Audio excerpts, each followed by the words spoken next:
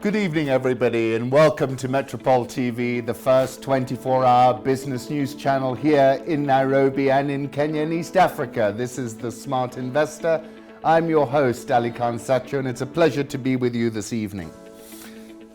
Let me start with a big bit of good news out of Microsoft. They've announced that they're going to set up a technology development center here in Kenya. It looks as if it's going to be jobs for up to 300 people, and I think that's a really good outcome and speaks to the fact that software will be coming increasingly into the region and looking for good human capital. So that's a great development.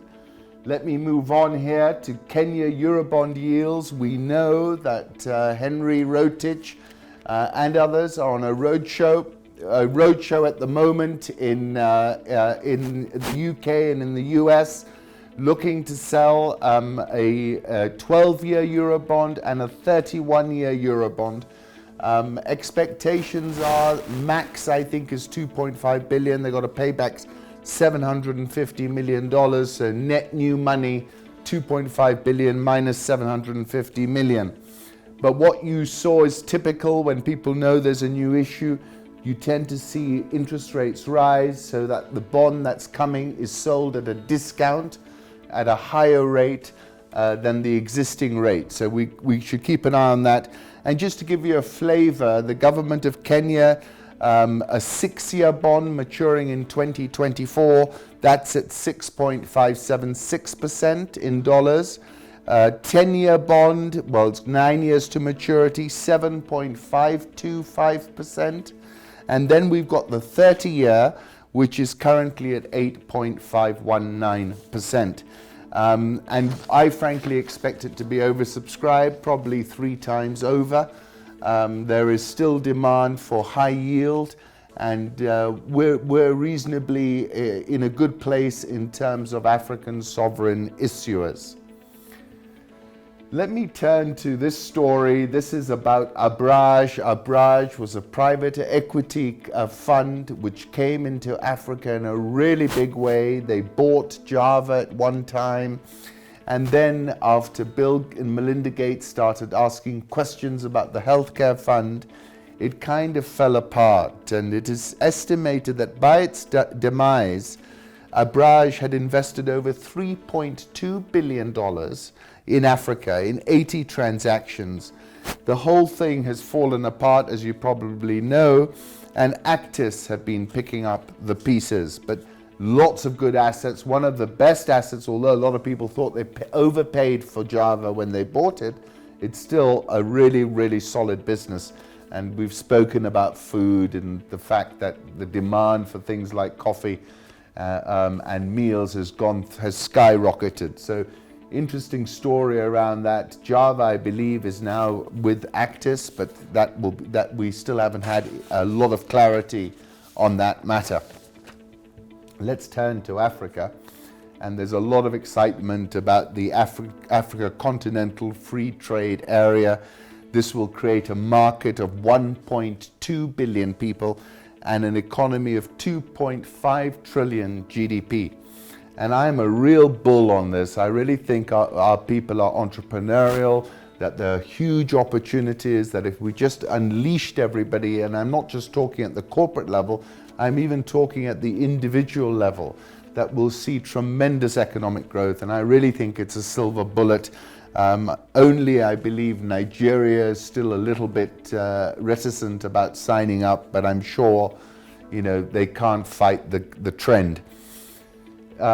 Turning to population growth, firstly, interesting statistics, 1.2 billion people in the Africa Free Trade area, but the prediction is that Africa, the population growth of the world will all be decided in Africa. At the moment, the fertility rate in Africa is 4.7, and in many Western countries, it's below 2. So just to give you a flavor for that. Of course, President Ramaphosa's ANC won at the polls. They won a majority, 230 seats. The DA got 84 seats, and Julius Malema's EFF got 44 seats. but you know, he's faced with a lot of tricky issues. This is the 6th straight election victory for the ANC, but the lowest majority they've ever had since 1994. And the question everyone's asking is President Ramaphosa going to take this opportunity to clean the Augean stables and really get South Africa back on an even keel? And it's a window of opportunity to install an administration free of ministers tainted by graft and to impose tough economic reforms. But that window of opportunity may not be there forever, and that's what everyone is concerned about. Let's turn. This is the Uganda-Rwanda border, and you know, there's been a lot of tension at that border. It's been closed for quite a while, and it's interesting that we're already seeing the results of that closure. Uganda's monthly earnings from Rwanda have dropped by 81% in March as the impact of that border closure becomes clear. So you can see, you know, what we were talking about African free trade. You can see what a lack of free trade can do. It can cost up to 81% just on a single month. You recall we had the Jumia Kenya CEO in the hot seat a few weeks ago. I told you about this research report by Citron, the American research group who put out research notes, and typically they sell shares short. What does that mean? They are expected to have sold shares around here. The report came out subsequently. They basically said this share, which they sold at 45, was worth 0. Today we're around 20. So the profit they have made is 45 minus 20. That's just confirmation you can make money from the market going up. You buy something cheap, you sell it expensive, or you sell something expensive and you buy it back later cheap. Citron has the strategy of identifying companies which they think are overvalued. One of those was Jumia, and my goodness, it's caused a lot of damage on the share price. Jumia reported results today. They brought it forward in order to try and defend themselves against Citron. But the losses widened, but frankly that was within expectations.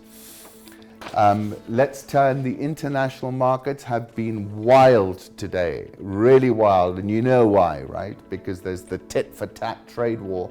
But let me just touch on, this is an index of emerging market shares. You can see that the correction now is becoming quite savage, down about 7.5% from the April high, and probably are falling even further, coming under a lot of pressure. This is what I call the China emerging market feedback loop. It can be positive, or currently it's negative, because people are worried about demand in China, particularly with this going on. This is just unbelievable. This is Bitcoin. Do you remember this huge rise up to nearly 20,000? When they called it the biggest bubble, the mother of all bubbles. There'd never been a bubble bigger than this, not even the tulip mania. And then we crashed all the way down to about 3,000. This year we're up over 100%. This is the best performing asset anywhere in the world that you can find, and it's Bitcoin. The interesting development with Bitcoin is it's not pulling the other coins, what are known as altcoins. So you've got a very clear differentiation going on. Bitcoin is considered gilt-edged cryptocurrency. All the rest, there's a terrible name for it, a swear word. I'm not going to use it on this show, of course, but they're called something coins. But this is the best performing asset in the world today, Bitcoin. Touched 8,000 earlier. Now let's go back to Uber. You remember I was telling you Uber was pricing on Friday? Well, they priced and the share closed below the IPO price, and it's closed even, it's trading even lower. It's trading below $40 today.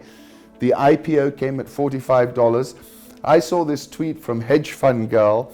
How do you price a deal at the bottom of the range, have it a gazillion times oversubscribed, which it was, 3 times oversubscribed, and still break price violently? It's a very curious situation. The issue was oversubscribed, but nevertheless, we've seen a significant downside price move. This is the price. So it came out at $45 over here. This is where the IPO price was, and it came and closed on Friday at 41.55, and we've gone lower still. Let's turn to international markets. A lot of stress in the Gulf. Saudi, this is a Saudi oil tanker. The Saudis said 2 of their oil tankers were hit by sabotage attacks in the port of Fujairah in the UAE. I don't know if you've been there. It's not as popular as Dubai, but it's about an hour and a half. They apparently sabotage. Obviously, people are thinking it's the Iranians, and I would have thought that's whom they are pointing the finger at. I wrote an article over the weekend, and I'm going to read little bits to you. It was called Babur, which is Emperor Babur, the Mughal emperor who came from the Fergana Valley and conquered Afghanistan and India. And William Dalrymple, and exactly what Iranian threats. And Babur came to mind because Dalrymple, who's a historian, has been traveling in the Fergana Valley and sending tweets from there. And it reminded me of the most famous story of Babur, which I'm going to digress and tell you about. This is Humayun. Humayun was his son, his beloved son. And the story goes, in 1530, Humayun was dying. Nobody could save him. And Babur, he'd conquered Afghanistan, he'd conquered India, and he wanted to hand it over to his son Humayun. And he consults a man of religion who tells him, give in alms the most valuable thing one had and seek cure from God, he tells Babur. And Babur is said to have replied thus, I am the most valuable thing that Humayun possesses. Than me he has no better thing. I shall make myself a sacrifice for him. May God the Creator accept it. Humayun had a priceless diamond. The courtiers tell Babur, just sell the diamonds for cash, get the money and donate the money. And he says, no. He says, what value has worldly wealth? And how can it be a redemption for Humayun? I myself shall be his sacrifice. He walks 3 times round Humayun's bed praying, O God, if a life may be exchanged for a life, I who am Babur, I give my life and my being for Humayun. A few minutes later he cried, we have borne it away, we have borne it away. And sure enough, from that moment, Babur began to sicken while Humayun grew well. And that's the story of Babur and Humayun. And the reason that came up was because of William Dalrymple. And Dalrymple then tweets, after all these photographs of Babur and Humayun, exactly what Iranian threats. Meaning, why is the US sending B-52 bombers, the Lincoln Strike Group, a Patriot missile batteries to the Middle East, an aircraft carrier force, USS Arlington, which transports Marines, amphibious vehicles, conventional landing aircraft and rotary aircraft, and all this other hardware. The deployment, the US is saying, is in response to indications of heightened Iranian readiness to conduct offensive operations against US forces and our interests. Iran has not been able to sell a barrel of oil since the beginning of May. Do you remember, this is the sanction warfare specialist Trump. He loves sanction warfare. He's very coercive. And the apogee of this coercion is seen in the US response to Iran. Now, Iran has not been able to sell a single barrel. Normally it would sell 2.5 million barrels per day. That's $100 million of income per day. They're not getting it. They're getting zero. Can you imagine what that would do to a country? This is just unprecedented financial warfare by Trump on Iran, in my view. Marwan Bashar of Al Jazeera said, US demands basically constitute total Iranian surrender, not only to the US, but also to Israel and Saudi Arabia. Badra Kumar writes, if there can be a lethal game of Russian roulette in international politics, this is it. The price of oil, this is the price of oil. See, look here, in December, January, we were close to, I think we were below 45. We're currently above 70. And the point about that, it's all about this Iranian risk. And Venezuela as well, that's another oil producer, but that's been factored in. That's why we've had the huge surge in the oil price. And I concluded by saying this: if the US thinks Tehran will just roll over, which appears to be the case, then they are exhibiting the same deluded ideas that they exhibited a day before the peacock throne got plucked.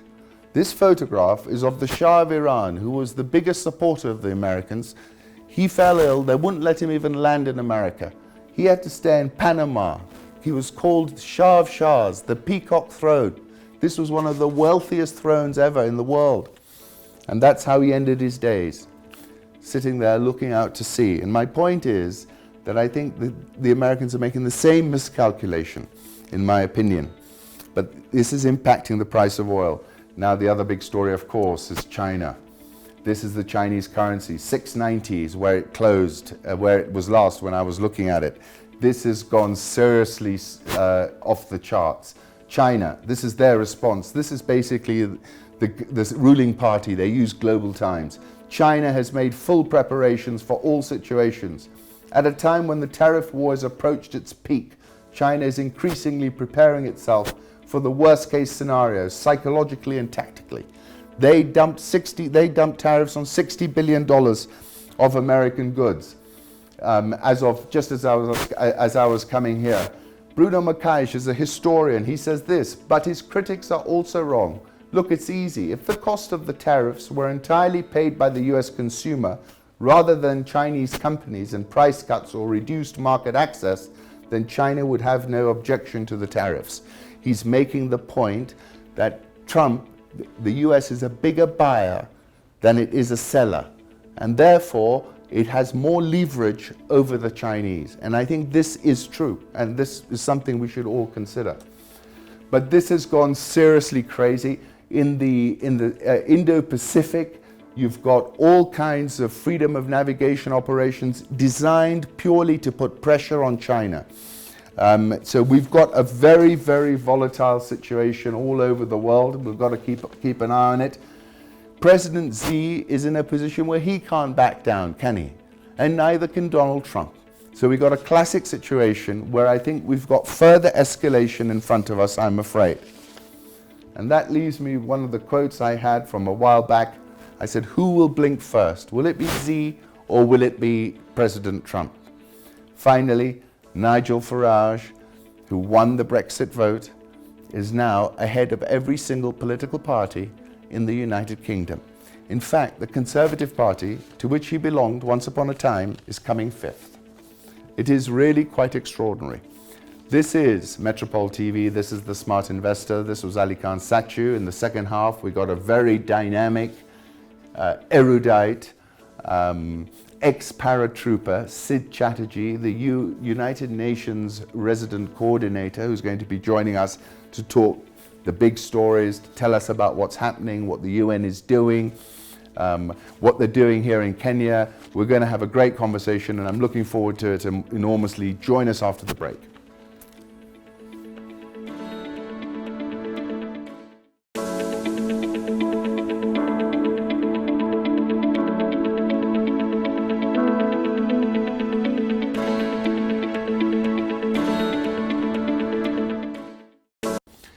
Welcome back to Metropole TV, the first 24-hour news and business channel here in Kenya and East Africa. This is The Smart Investor. My name is Ali Khan Satchu. I'm your host, and we've got a tremendous guest here, Siddharth Chatterjee.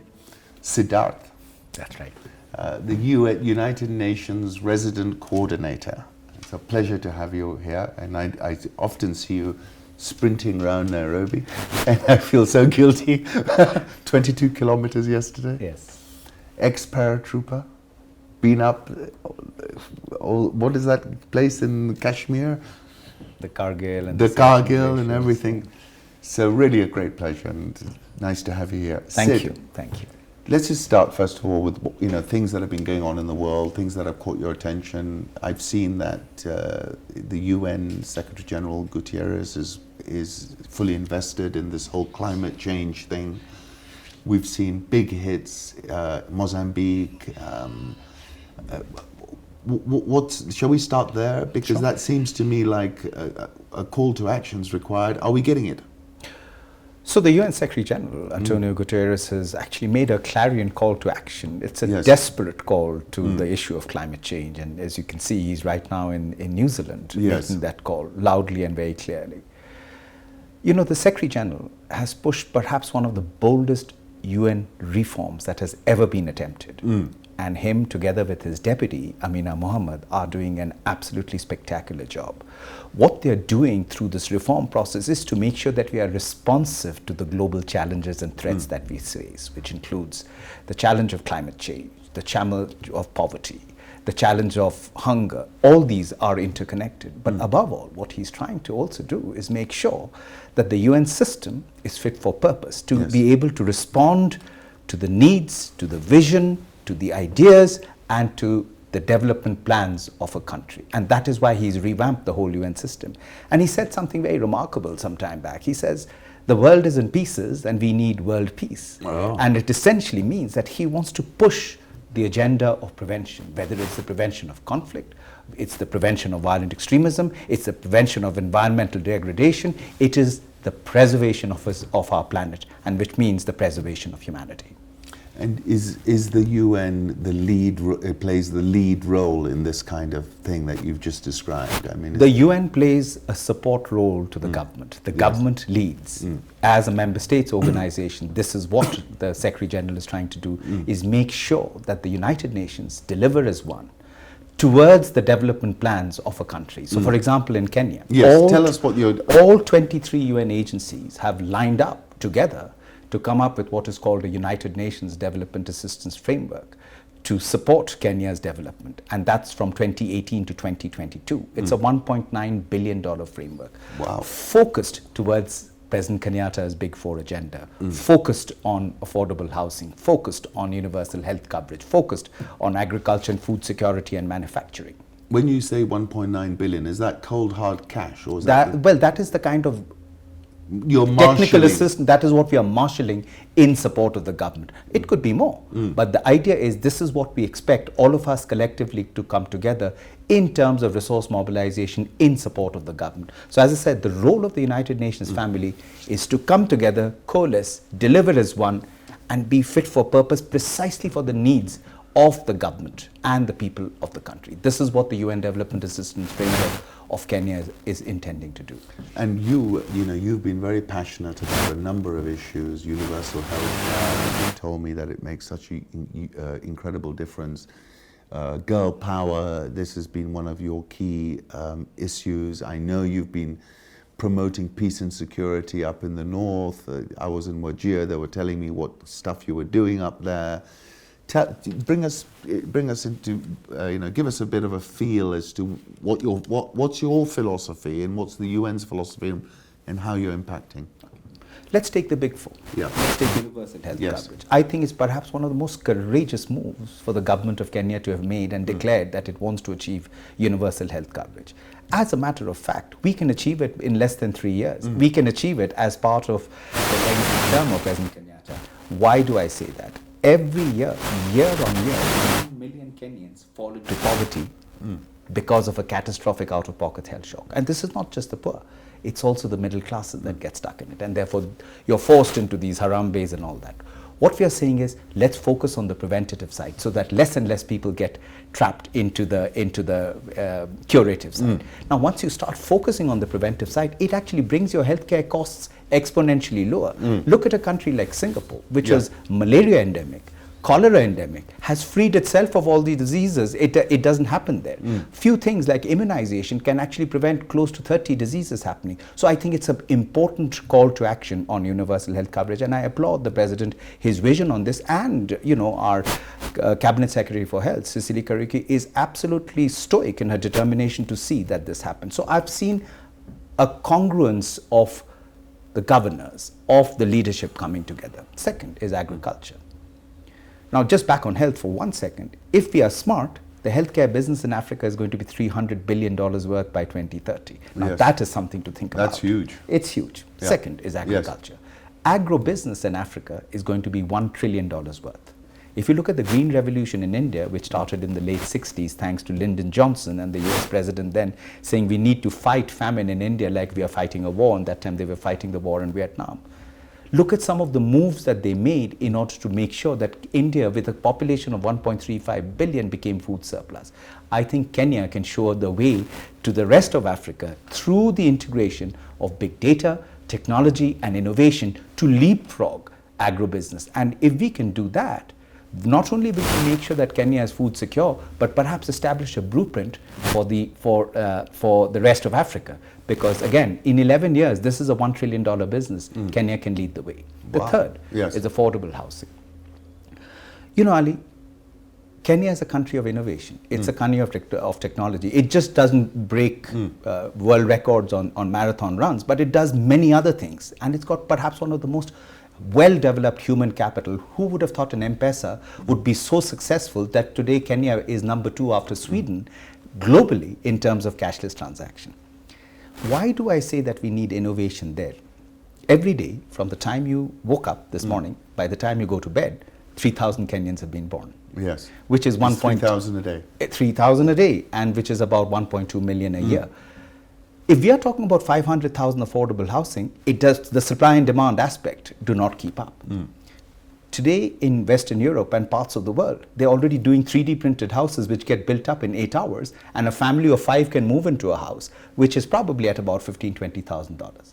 Imagine if we were to build 5 million or 10 million such houses. You will not be cutting the environment, you will not be cutting the trees, you will not be pulling out the sand from the rivers. You get prefabricated material, and you actually get houses out there that you actually provide what the President of Kenya envisions, the dignity of a household. So I think the sky is the limit. And if you look at manufacturing, today the blue economy and the green economy allows Kenya a pole position in terms of moving forward in this arena. The blue economy, as Ambassador Macharia, the Principal Secretary of the Foreign Affairs, says that this could be a $5 trillion industry within the next 5 years. So what you've started is fantastic, and it is not the way the Asian tigers have evolved or Western Europe has evolved. I believe Kenya and Sub-Saharan Africa, which probably will have a double-digit economic growth, can actually now show the way of how to leapfrog this. And that leapfrogging is, as I go back to it, is technology and innovation.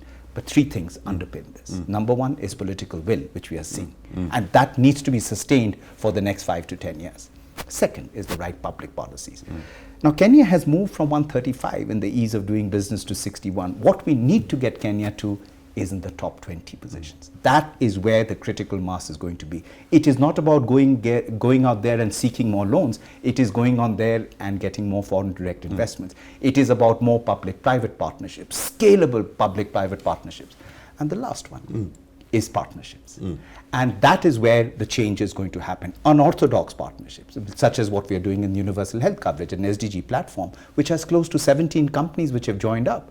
And there's a multi-partner trust fund jointly managed by the UN and the government of Kenya, has now been shown by the Dag Hammarskjöld Foundation as a best practice. So Kenya is, is doing stuff which is groundbreaking, and if we can achieve scale, we, as I said, can establish a blueprint of development for the rest of Africa. You've painted this very optimistic picture, really a leapfrog moment, a kind of eureka moment you're describing, right? Yes. That's what I'm getting from you. Absolutely. Okay, and I love it.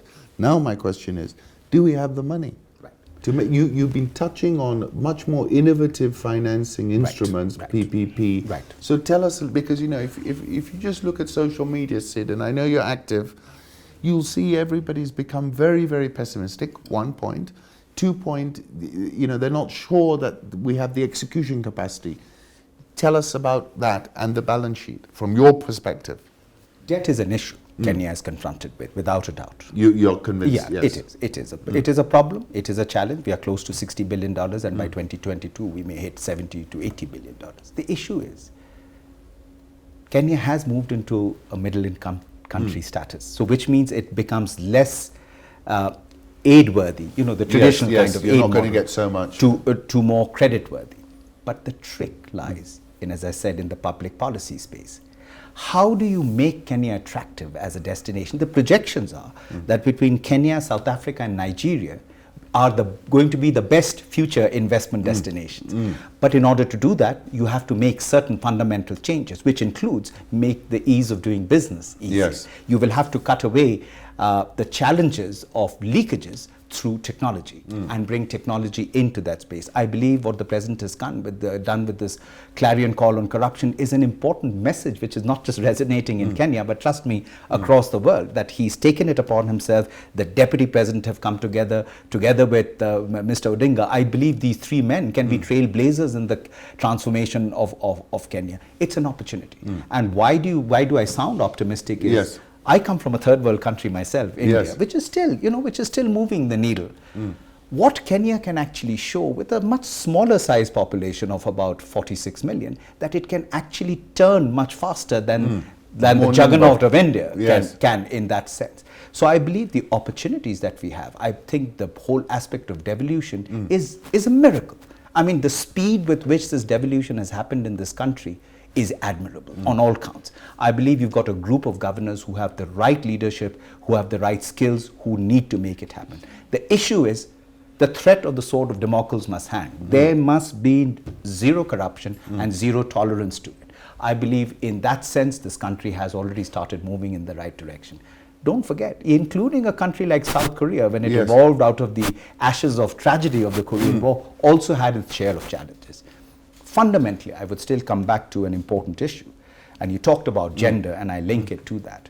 I commend the First Lady for her Beyond Zero campaign and the fact that she's really put the issue of gender, the issue of maternal health, the issue of gender rights from the periphery of our consciousness into the center. And this is why it's going to make a difference.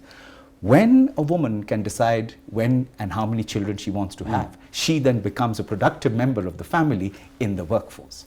Don't forget, it is the dual income that starts to change the microeconomic picture at a household level. So when they both earn, she can plan her family, and therefore there is more disposable income, and therefore there is improved education, nutrition, opportunities for the child, and therefore you start to generate a human capital which takes the country forward. This is what happened in Western Europe post Second World War.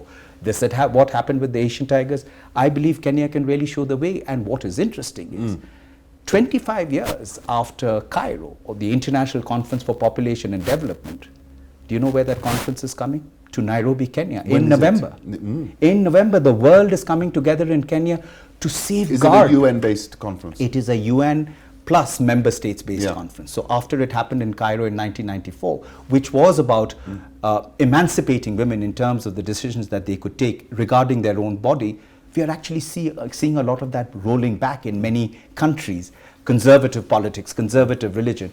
But Kenya is actually showing the way and is actually overcoming certain mental, religious and cultural barriers to go in that direction. And I just feel privileged that I'm actually serving in a country which is now going to be the home base for this next conference, which is happening after 25 years. We will define the future of human development here, the future of reaping a demographic dividend right here. Let me come to this demographic dividend. I know you co-authored an article with former President John Mahama, who was a guest on my show, Mind Speak Like Yourself. I see. And you're talking about 830 million youth by 2050, a promise or a peril. Every economist says this is a demographic dividend. But let's have a look at Khartoum. It's a demographic terminator. Let's have a look at Algeria. It's a demographic. And what I would push back and say, what we're watching is a very fluid situation in Africa where this demographic dividend has now got expectations of its leadership. And how do you characterize that? Is it purely a dividend, or do you think if we don't get jobs, Sid, what happens? You're absolutely right. The dividend will be when you have employed youth. Today, 1 million Kenyans are joining the workforce, and we are creating between 100 to 150,000 new jobs. This is going to be the pattern for the next 10 years. There are 35,000 young Africans looking for work every 24 hours. This is going to be the pattern for the next 10 to 20 years. There are 10 to 12 million Africans looking for work every year. What do we do? This is where the Marshall Plan of employment comes into play. Yes. This is where Western Europe, the Asian tigers, can actually look at Africa as an investment destination. Now those figures I was giving you for agriculture or health and affordable housing were not pulled out of a hat, or I did not look at a crystal ball and predict it. It's really a fact. These are projections given. You got a little black box over there. These are projections given by the World Bank and the Africa Development Bank. Ali, I can't tell you why I feel a sense of optimism. I've worked in this country for 5 years, first as the head of the UN Population Fund in these remote counties of Mandera, Wajir, Marsabit, Garissa, Lamu, Isiolo, where the maternal mortality rates of just these 6 counties were perhaps one of the highest in the world. But there's been a significant, you moved the dial there. I haven't. The government has. Yes. The county government has. The political will has. We were just partners in making that happen. Now, when that kind of vision is there, it's absolutely possible. What is needed is for the African youth have to have the dignity of labor. Today, you'll have a lot of graduates out there. We don't have very many plumbers. Actually, a plumber in Western Europe tends to make more money than a doctor. They used to make a lot of money, those Polish plumbers. But that is why we need to have the dignity of labor should be a clarion call, and that the issue of technical vocational skills needs to be reinforced. But the future of jobs is going to be the agribusiness sector. The future of jobs is going to be the blue economy. The future of jobs is going to be the infrastructure sector.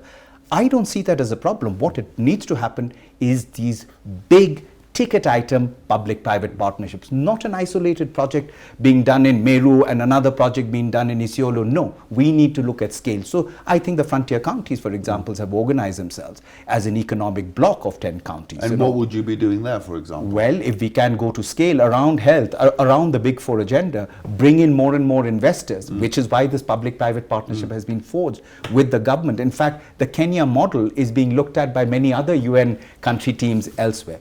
The most important thing is the legislative changes that need to happen. That for whether it's a Chinese business or it's an American business or it's an English business or it's an Indian company needs to come here, they should be able to do that. But once they do that, you need to twin them with the local companies so that we give a push to the development of the local private sector, which I would say by and large in Kenya is pretty well developed and has done quite well. So, to me, the opportunity is there. And I think what the country is doing, having the handshake which has happened, which is again another very commendable thing, it's brought political stability, which is very, very crucial for bringing in investor confidence. But what I am trying to do with the UN country team is to be working at the public-private space and providing a certain risk mitigation by the presence of us and providing all the possible technical assistance and capacities that we need to at the county level. So, as I said, if we get this right, Kenya can actually be a blueprint for the rest of Africa to emulate. Let me come to another question. This is around, you're a former Special Forces officer. I wasn't joking, I was being serious. You've been on the front lines of combating violent extremism and terrorism, and I know you've been working hard on that issue. Here, of course, in Kenya, we've seen a number of events. Latest one was the event of the Dusit. What is your thinking around that? Is this a poverty thing? Is this, what exactly, how do you read it? You've got this experience, you've been looking at the Horn of Africa all these years. Tell us what you've learned. So, Ali, violent extremism is multifaceted and it needs a very multifaceted approach. A securitized approach has never defeated a violent extremism movement anywhere in the world. I come from one of the largest armies in the world, and we've been fighting in different parts of India, counterinsurgency movement, and as we've seen in Iraq and Afghanistan and all that, if the might of power could win it, well, these things would have been quashed a long time ago. The thing is that there has to be the narrative of prevention, the narrative of development, precisely what the Secretary General is talking about. What we need to be looking at is the whole triple nexus of peace, security and development, bringing that into the face. It's not just about rich young men getting influenced into that kind of image. It's also the foot soldiers who go and fall to the blandishments of the terror groups. If you see the pattern, if you look at this report by UNDP on the journey to violent extremism, one of the major drivers are poverty. One of the major drivers is lack of opportunity. It is also about marginalization. I'm not ruling out the other issues that accompany it. But as I said, we have to win on multiple fronts. But the most important thing is, how do we generate those opportunities for young people not to feel excluded, not to feel marginalized, not to feel left out of the development curve? Let me tell you what Kenya is doing You've only seen Dusit and perhaps Garissa and a few others. Yes. It's the number of attacks it's actually prevented from happening. Yes. And that has happened. And we never find out about it. Exactly. And that has happened not only because of the effectiveness of the Kenyan Defence Forces, but it has also been the effectiveness of the primacy of politics in terms of the prevention agenda. So as I said, it needs a multifaceted approach, and that is why Kenya, again, was picked by the UN for the hosting of a conference in July. The Prevention of Violent Extremism Africa-wide regional conference will be held here in Nairobi to discuss violent extremism and counter-terrorism. It will bring a swath of different interlocutors from Ministry of Interior to Ministers of Development, bring them all together and come up with something which is far more strategic in terms of the prevention agenda. Because otherwise, the sledgehammer of violence, it becomes like the Newton's third law of motion, and gradually, it kind of, every act of violence has a revenge which accompanies it. I've seen it as a former soldier, and I can tell you one thing, that the primacy of politics must always be maintained. The sacredness of dialogue must always be maintained. The prevention agenda must always be maintained. I'm not ruling out the security component, it's important, but the other avenue is something which I think Kenya can show the way in. We're a business show. You're sitting there spanning all aspects of our economy. What are the opportunities that you would tell our listeners to go and have a look at and try and think of if they were going to make investments or they were going to invest their savings? What do you think? Agro-processing, is that your number one choice? I would say the Big Four gives a huge opportunity. I mean, if I had the capital and I had the business acumen, I positively would have gone into agriculture and health quite immediately. Yes. In fact, that is why major private sector companies are coming into this space. You make the ease of business doing easier, you make it more business friendly. Let me tell you, this is what big companies, the private sector is able to bring, is the big data, is the technology and the innovation. To me, all four offer a huge investment opportunity. It's a direction given by the leadership of this country. Get behind it, because that is where there'll be maximum opportunities. The most important thing is make it easier for these companies to come and work in this sphere. You've said that for the second time. Do you feel that it's not as easy as it should be? It isn't. It So isn't. that is why we are at 61. The World Bank has said it is at 61. Yeah. But I think the promise in the horizon is that the speed with which it has come from 135 has been quite incredible. It is now the public policy push that we need to do in order to come up to that higher level. You've been in Africa a long time. You're in South Sudan. You've been here in Kenya. Tell us a little bit about how you're reading the current landscape on the continent whilst we finish off. I mean, we've seen pretty seismic developments in Khartoum, in Algiers. We've seen some friction between old leadership and new leadership. How do you characterize this moment on the continent? I understand you're talking about this enormous opportunity. Is it Kenya specific, or are you saying it's across the board? If you look at the pattern of what's happening in the northern parts of sub-Saharan Africa, it is dramatic. Yes. The changes, seismic changes which have happened in terms of relations between Ethiopia and Eritrea, which was a big deal. Which the Secretary General of the United Nations calls the winds of hope. Yeah. We've seen a cross-border program between Kenya and Ethiopia actually being called a global best practice by the UN University of Japan. The signing of the Africa-wide free trade agreement. Yes, are you bullish about that? Absolutely bullish. Yeah. I mean, this is the future. Yeah. Actually, now we are reaching the threshold of the 34 countries, and I commend the leadership of Rwanda and Kenya and Ethiopia that all helped to bring this together. Between Kenya, Ethiopia, Uganda, Tanzania, Rwanda, South Africa, Sudan, we'll probably see about 500 to 600 million people by 2050. But these will be economies which will be double-digit growth as well. The growth potential will be in sub-Saharan Africa, also because of geography, particularly because of the sea. The blue economy opens up opportunities, the trading with the Indian Ocean, the trading that will take place. So in my view, the opportunities of South-South collaboration between Kenya and these countries. Are you seeing more of that where you're sitting? It is, very much so. I think there's much more South-South cooperation which is taking place. And do you think it's made a difference to policy making? Absolutely. I think the big business idea is actually out there.